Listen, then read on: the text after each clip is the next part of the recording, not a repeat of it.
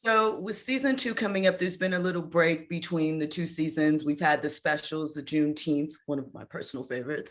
So I want to know, going into this, what was your thought process? Were there any concerns about some of the skits maybe losing their freshness because of the wait, and how you approached that and opted to sort of reconcile all of that? Yeah, I mean, I think that we went into it knowing that there was the chance. Once we knew that we weren't shooting when we intended to, we knew that a certain percentage of the sketches were going to go away.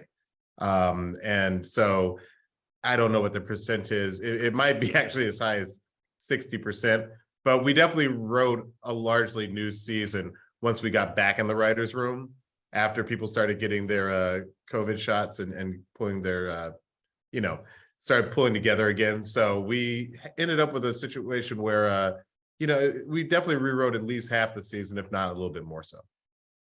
Also, I think, one of the things about our show is Diallo and I used to be writers on Jimmy Fallon. And I think the charge there was, what's in the news cycle? What are we looking at? What are we making fun of? It's a daily show. You got to be fresh.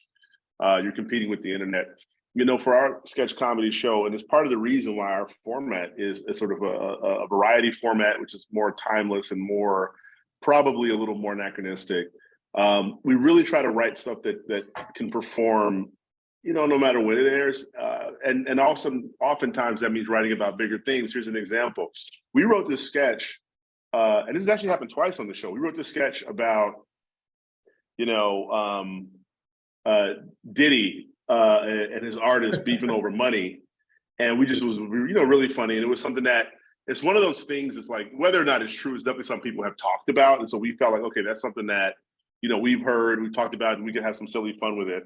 And it just so happens that last week, there was a whole thing about, about Diddy and I think one of his artists talking about money stuff. So for us, we do get lucky sometimes. We write something that is really just sort of evergreen, and then it ends up being able to hit no matter when it airs. We did that even with our special, where we did this whole thing about, kente cloth, and then it turns out that the members of Congress started wearing kente cloth with this photo op. So again, sometimes by focusing on doing stuff that's timeless, we end up still kind of getting lucky and doing stuff that actually ends up being in the news cycle. But our goal is always, let's write something that doesn't pertain necessarily to one news story, because we're not a daily show.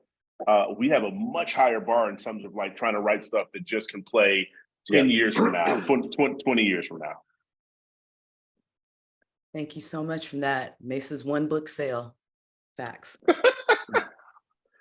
Oh, man. I see this is the Keep It 100 podcast. All right, let's just go forward.